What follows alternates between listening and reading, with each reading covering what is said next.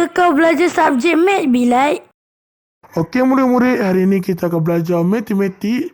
Hari ini kita akan belajar bahagian bahagi. Okey.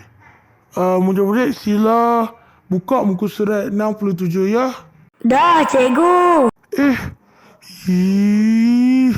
Bangun lama, mentang-mentang kamu dekat belakang, kamu boleh tidur eh. Ya, cikgu. Minta maaf, cikgu. Okey, cikgu maafkan, tapi kamu jangan tidur lagi dalam kelas ya, Amah. Ya, cikgu.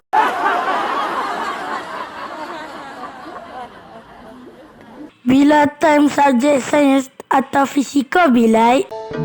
Tentu kalian tahu cerita Newton kejatuhan apel di kepalanya. Cerita ini sangat terkenal. Dan katanya itu yang membuat Newton bisa merumuskan gravitasi. Gravitasi dirumuskan Newton sebagai gaya tarik antar benda yang bergantung pada masanya dan jaraknya. Karena bumi masanya jauh lebih besar dari benda-benda lainnya di bumi, maka benda-benda di bumi kalah oleh gaya tarik bumi. Tapi ada satu hal yang menarik. Coba perhatikan eksperimen ini. Dalam eksperimen ini, bola bowling ini akan dijatuhkan bersama dengan bulu yang ringan. Tapi spesialnya, kedua benda ini akan dijatuhkan di ruang vakum. Artinya tidak ada udara sedikit pun di dalam ruang ini karena sudah disedot habis. Apa yang terjadi? Bola dan bulu ini jatuh bersamaan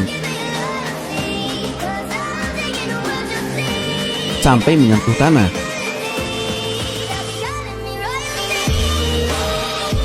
Ini fakta yang tidak semua orang tahu, bahwa sebetulnya semua benda akan jatuh dengan percepatan yang sama, tidak peduli berapapun beratnya. Yang menjadikan bulu, kapas, atau kertas jatuh lebih lama bukan karena dia ringan, tapi karena hambatan udara. Seandainya tidak terhalang udara, batu dan kapas pun akan jatuh bersamaan. Nah, fenomena ini tidak cukup dijelaskan oleh gravitasinya Newton, karena Newton hanya berasumsi adanya gaya yang mendorong atau menarik semua benda jatuh ke tanah, yang bergantung pada masanya. Dan itu tidak menjawab mengapa semua benda jatuh dengan percepatan yang sama.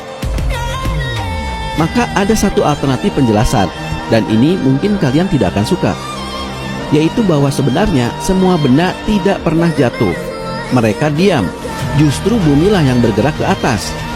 The bowling ball atoms all together is because they're not falling. They're standing still. There is no force acting on them at all. Ya memang kedengarannya nggak masuk akal, tapi inilah yang pernah dipikirkan Einstein. Suatu waktu Einstein berada di sebuah lift. Dia membayangkan seandainya tali lift itu putus dan lift itu jatuh bebas, maka dia tidak akan merasakan gravitasi. Tidak ada kekuatan apapun yang menarik atau mendorongnya ke bawah. Dia dan benda-benda sekitarnya akan melayang. Me, floor, my papers, all falling the same rate. So I couldn't feel the pressure of the floor on my feet. Nah, bukankah situasi ini sama dengan diam di ruang angkasa dalam gravitasi nol?